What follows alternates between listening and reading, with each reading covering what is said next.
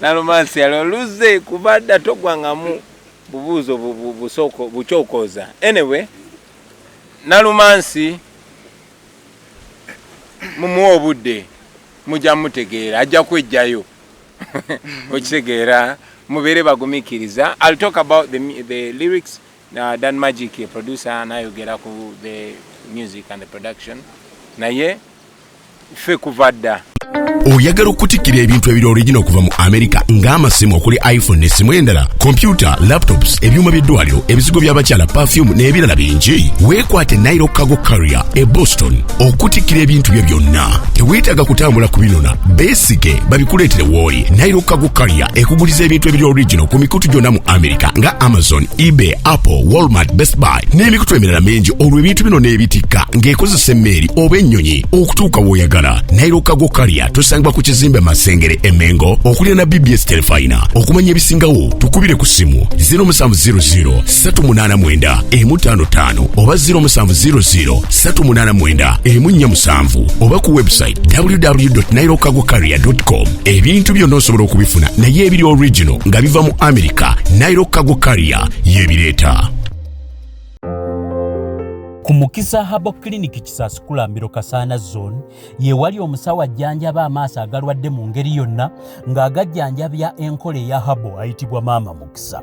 Maama Mukisa akujjanjaba amaaso agalwadde mu ngeri yonna ne bw'obanga wagenda mu malwaliro amazungu ne bigaana ajja kubanga agawonya ng'akozesa eddagala lya habo. Bana mbalamusiza mikwano gyange ndaba faces nyingi zemanyi. Then ndaba ne faces nyingi zesimanyi naye nsanyusa balabako mikwano gyange benkola nabo music Nubiandi, Sadan Magic, Selector Devi n'abataliwo wano mikwano gyaffe producer Pademan, producer Tony Halls ne producers abalala bonna butuba tunyumya bansabye muwulireko ku ddoboozi lyange nga Bobi Wine. So I'm here to talk to you as Bobi Wine. I'm sure you've heard from me as the president of the country, but still I'm an artist as well. Banji ba artist ba fan ba music waffe nga batugamba mwatuyimbiranga nyimba ezitunyumira ate ne muntu wano obaka mu nyimba. So we still do music, of course tuli busy n'okukola emirimu gye tulina okukola nenga kyakola y'ennyimba ne recently twafulumiriza yakayimba era every once in a while tujja kuba tubawayo buyimba. But there's been questions ate nga bomanyi nti kizibu kwa various interviews ku buli omu wenjawulo kumwe ate nga tuba twagala okwogerako namu.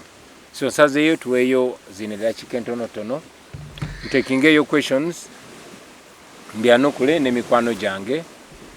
Keep it respectful, keep it decent. Watulina abaana bato ababeera balaba byetwogera njagala nnyo communicating ebintu ebiyamba industry yaffe n'eggwanga okutwalira wamu. Mwebale nnyo mwebalire ddala. Kati kiki muŋŋamba?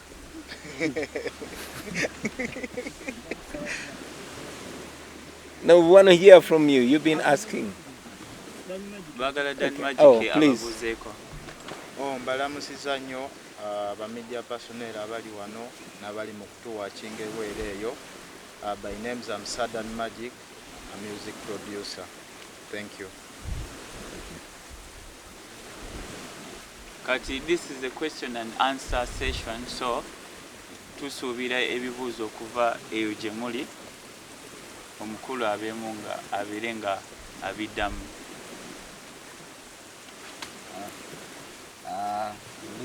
Andrew Anderson is my name. Fenna twali twagala nnyo Bobi Wine. The transition yaliwo netugamba it's okay. Though tubadde tusigala tufollowinga buli kimu tukimanyi, buli kimu tukitegeera. Kati akayimba of course Nalumansi ko kafulumye. Naye let's talk maybe a little bit about bakyali baffe abali ku ground ng'amanyi oyo muyimbi waffe n'ate n'agamba omanyi ngenda kubangamba abeereramu because embeera ebituufu buli omu abimanyi tebitambula bulungi. So eyo transition bali bakyali baffe basobola bagamba yakagamba ne bagamba nedda kyonna kyonna kye kiri naye ate kati saawa eno kino kyekiriwo.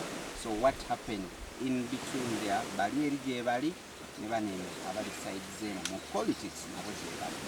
In between waliyo bakyali bange abali eri n'abali eno. That's an illusion. Ekyo si kituufu luze. Tewaliwo bali, tewaliwo ne bano. Tewaliwo Bobi Wine oli, tewaliwo nono. Kale oyinza okusalawo ko ndaba mu biti ebyenjawulo naye nga si kituufu. Yenza omu just dread ze siina bye n'amashedi ntaddeko n'enkofiira ne bwe mbijjako bino n'enyambala essuuti n'enkyusa n'enzira mu luzungu same thing naye nga mba njogera bintu bye bimu.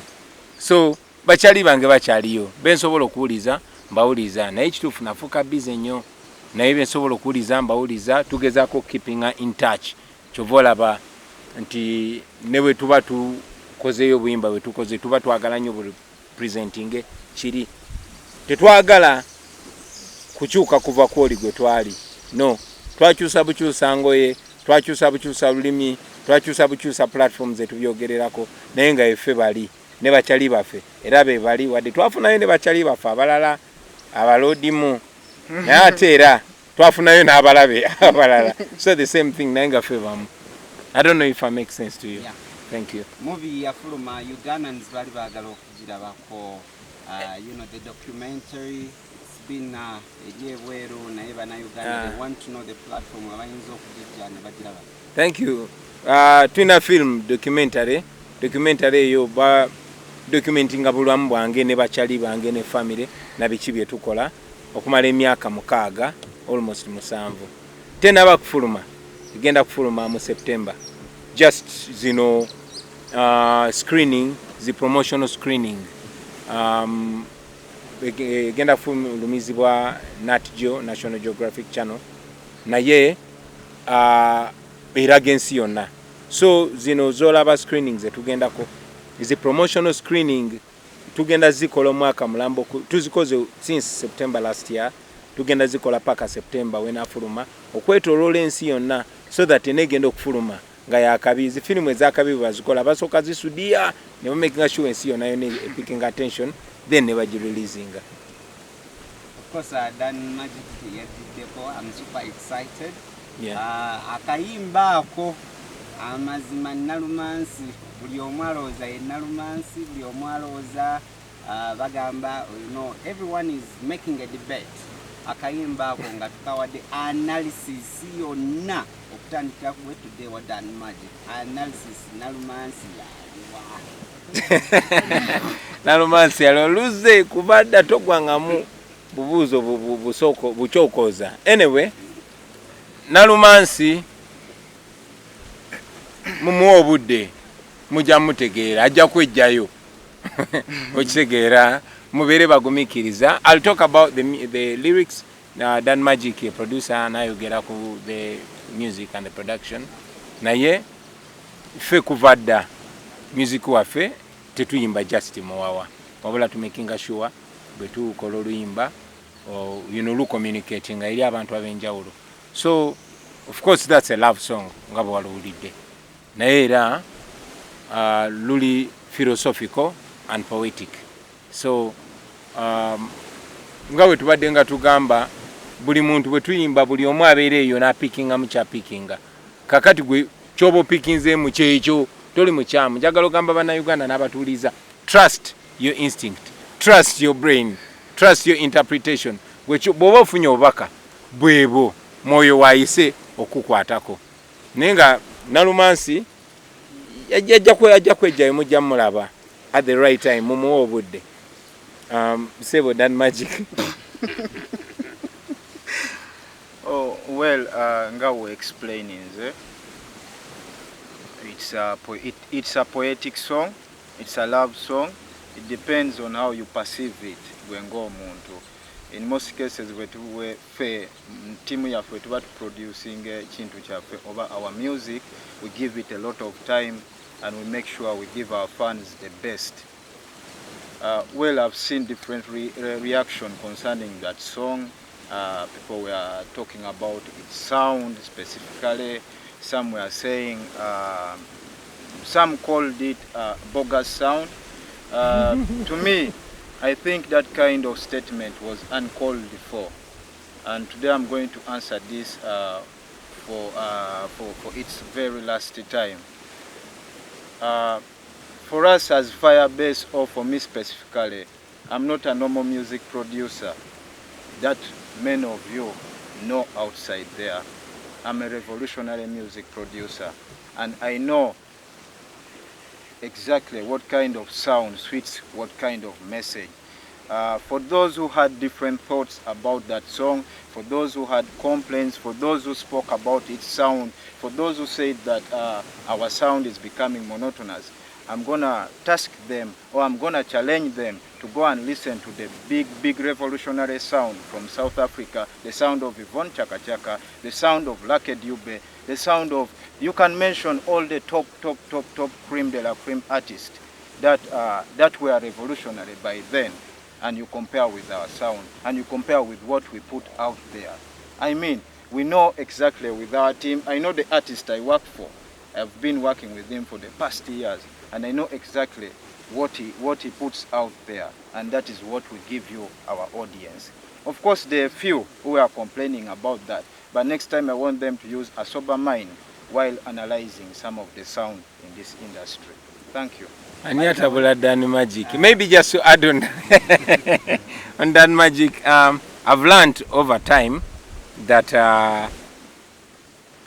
bulina okusalawo lwaki okola ekintu fe tukola ennyimba one zi communicating ate kirazi having attention tetuyimba just muntu kunyumirwa.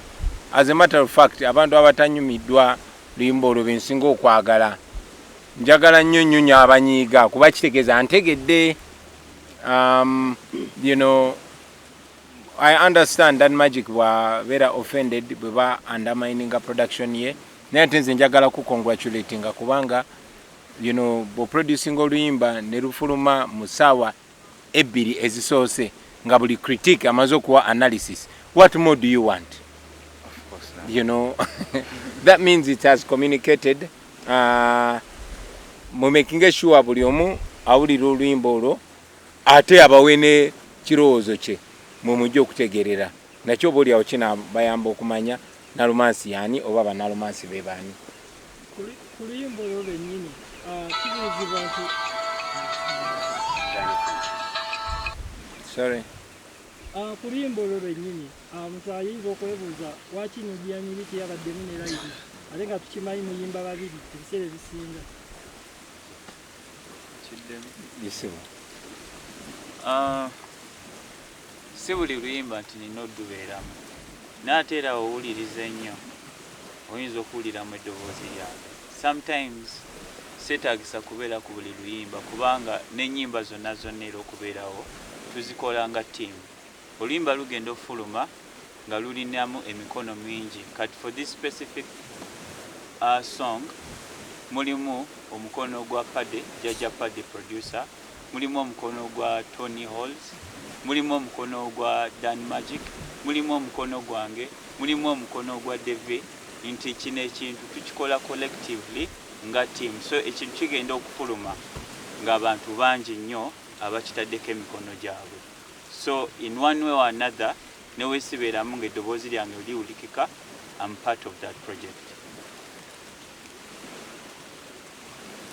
Okay. Nsanyusa okubeerako wano nammwe. Ndowooza eno ye Firebase crew ento. But tetuweddeeyo. Naye when I look at Firebase, engeri oluusi gye musirikamu muteekawo eddibu ddene ku entertainment y'eggwanga Uganda. One, for starters, njagala otunnyonnyoleko Bobi Wine. It is to public knowledge, buli omu akimanyi nti gavumenti eno tekukkiriza ku stage, but kinaakumadde eri bafaani bo abakwagala nga gwe omuntu. Two, Nubian simanyi oba ne banyo naye mulimu. Three, I'm sure you missed stage, but to what extent? Thank you. Yeah, kyosembezaawo ekituufu. I miss stage. Kuba ffe tuli ba artist bolaba. Tuli ba artist ekyo kye tukoze obulamu bwaffe bonna bonna. Naye ate twazuula nti artist si wakuyimba buyimbi kunyumirwa wabula asobola okuyisawo obubaka bungi nnyo asobola okukola ebintu ebirala ng'akozesa eyo influence neyo attention neyo a following abantu naddala aba bulijjo gye bamuwadde. So yes, tuli ba artist to missing a stage. Wano we tuli olwaleero twakolawo nga wakuperformingira yemu ku venues ezali owned, ndooza venue ka yali owned by an artist designed for art. Naye kati emyaka giweze 5 nga tetukkirizibwa. Ku Mukisa Habo Clinic Kisaskulambiro Kasana Zone ye wali omusawo ajjanjaba amaaso agalwadde mu ngeri yonna ng'agajjanjabya enkole ya habo ayitibwa Maama Mukisa. Maama Mukisa akujjanjaba amaaso agalwadde mu ngeri yonna ne bw'obanga wagenda mu malwaliro amazungu ne bigaana ajja kubanga agawonya ng'akozesa eddagala lya habo. Kukola show awatali nsonga yonna ombuuza baani ne komadi nchenjagalo manye nti okubanga siri ku stage tewaliwo tteeka lyonna just bankolako fujjo kubanga bayina emmundu ne bagija ne bagamba gwe tojja kweyagalirawo tojja kuyimba music wo tojja kusanyusa bantu so bali mukunkolako fujjo kinaakoma ddi ng'omukozi w'effujjo awanguddwa ani ankolako effujjo Museveni lwaki ankolako effujjo kubanga ayina emmundu era singa talina mmundu okitegeera so kinaakoma ddi kitulwanyisa okukoma ne bwe mulaba nnwana n'emikwano gyange gyonna tulwana kujjawo buno butali bwenkanya naffe tufune eddembe lyaffe okola kyetunyumirwa ate ekibeezaawo ne famire zaffe ne tiimu n'abannaffe abalala bangi nnyo so wekinaakoma nga bino biwedde obuuza Nubian naye ali ku bbaani Dan Magic n'abalala munnange bwe twabuuka ne tugenda kuyimirira ku mazima twali bangi nnyo ab'omukwano tetwali just feka n'emikwano egimu bambi ate obasaasira ne bafunamu okutya era bo tebayimirirawo naye abo bonna abayimirirawo nange nga bayimirira ku mazima sijja sikubeera bubeezi nti tebaperforminga kyokka ono Dan Magic ne Nubian bamala emyezi 7 mu kkomera nga tewali musango ono musango gwe ya endosinga okubeera president ono musango gwe yali kyali wange bamusanga nange nga tuli campaign so ebizibu byagenda bigwira bakyali bange n'abalala nammwe byabagwira lwakuba temumanyi mwe muli ku Facebook mwina Facebook era mwina kukozesa VPN n'ebira efaanana bwe bityo so munnange naawe oli bwotyo lwa butakirondoola ekyo tukubuuza nti before nga tonnagenda mu politics tukimanya ebifuzi byaliwo but Bobi Wine wafuuka business e Kampala ayagala okufuna erinnya gomba Bobi Wine ayagala olya ssente eza gavumenti. What do you think about your name and vis-a-vis in money exchange, your business? First of all, it's not about me. Tekiri kunze siri wanjawulo fanana bananga balala bonna just namanya kyensobola okukola nensalawo nenkikola era nekibuusa abantu bangi nnyo. Omuntu atufuga yali yasirwaza dda abantu yasooka n'afufugaza bonna abasoma baprofesa abaani n'atunula ni agenda okunwanyisa n'amunyiga abalala yabatta busi abalala n'abasiranya abalala n'abakompromisinga abalala n'abazisa emisango nga buli bw'ovaayo okwogera amazima nga kugira olaba guno omusango gwe wazza ng'oyasirika naye kati neesanga nga nze tanyinaako kakwate emyaka gyange gyonna egy'obuvubuka talina wayinza kugirayo nti Bobi Wine yazza omusango guno yakola kino ekikoberobero yakola ki so nantya nnyo ate bannayuganda ne bampagira so kati n'abuuka nze ekigendererwa kyange kyali kyakulaga baana bageto nti muli baakabi oba owakanya olaba kyeva nagamba ebigambo oba owulira biwakanya eyo labira ku Kyagulanyi so kakati bwe nayimuka baana bageto bangi ne bayimuka ng'engeri yokka gye basobola okukola ya mirundi ebiri esooka yakugulirira banno nogamba mugeto ani mukwano gwe ne baleeta buchamani kwata sente gendo yogere botyo ani ne baetoola mikwano gyange gyonna naye ate najja n'ebintu bibiri ekirungi n'ekibi nalaga ensi nti industry yaffe y'amaanyi kati nayo ne bajja attackinga ne baba compromising ate bannanga bali tebabuuse bo ne batunula kumpi nze nga njagala batwala mu nsi ensuubize bonna wano olwaleero singa mwena kati eno interview mugikoledde mu State House nga muli ba artist naye nga muze wali ne baba checking ne mujja ne mulaba chali wamwe nga president ne mu interviewinga naye bakozesa mmwe kennyini kubanga Malcolm X yatugamba nobody can make you a slave unless when they use you. Abazungu bajja no kutuwamba bakoyisanga baddugavu bannaffe ne bafuna mwani alina influence ano gendo lwanyisa oli mwanga gezaako ko gendo lwanyise kabalega nebira ifanana bwe bityo. So nena kyemalira akozesa abo ba artist banno abayina influence, akozesa abo bantu banno abayina influence, akozesa abo ba bloggers, akozesa abantu abali influential. So wesanga ng'okulwanyisa Bobi Wine mulimu gw'amaanyi nnyo kubanga Bobi Wine agoboli eyababba. Nja kumaliza nga nkuwa analogy eno nti bwe tubeera nga tulina ssente zaffe omuntu n'azibba bwe tulina ekisawo wano kyaffe n'akikaba n'atandika ne tumugoba ajjamu obw'omutwalo ng'agenda asuula kati bwe muba basiru mudumira ku bw'omutwalo omu ye ng'adduka okitegeera kati nze mulemeddeko mufata bakyali banga bali badde banyambako okufata Museveni tumusuuza ebyaffe bo bali mu kugujubalira ebinyama nakwatayo anze kasita nfunayo ekyetaano abamu batuuka n'ogenda anze Bobi Wine mumpe mu obukadde 5 nja mulabisa nze mpaayo obukadde 10 nja mulabisa bwe kityo so bwe batwe batunafuya. Oyagala okutikkira ebintu ebiri original okuva mu America ng'amasimu okuli iPhone n'essimu endala, computer, laptops, ebyuma by'eddwaliro, ebizigo by'abakyala, perfume n'ebirala bingi. Weekwate Nairo Cargo Carrier e Boston okutikkira ebintu bye byonna. Teweetaaga kutambula kubinona, beesige babikuleetere w'oli. Nairo Cargo Carrier ekuguliza ebintu ebiri original ku mikutu gyonna mu America nga Amazon, eBay, Apple, Walmart, Best Buy n'emikutu emirala mingi olwo ebintu bino n'ebitikka ng'ekozesa emmeeri oba ennyonyi okutuuka w'oyagala. Nairo Cargo Carrier tusangibwa ku kizimbe Masengere Emengo okulira na BBS Telefina. Okumanya ebisingawo tukubire ku simu 0700 389 155 oba 0700 389 147 oba ku website www.nairocargocarrier.com. Ebintu byonna osobola okubifuna naye ebiri original nga biva mu America. Nairo Cargo Carrier yebireeta.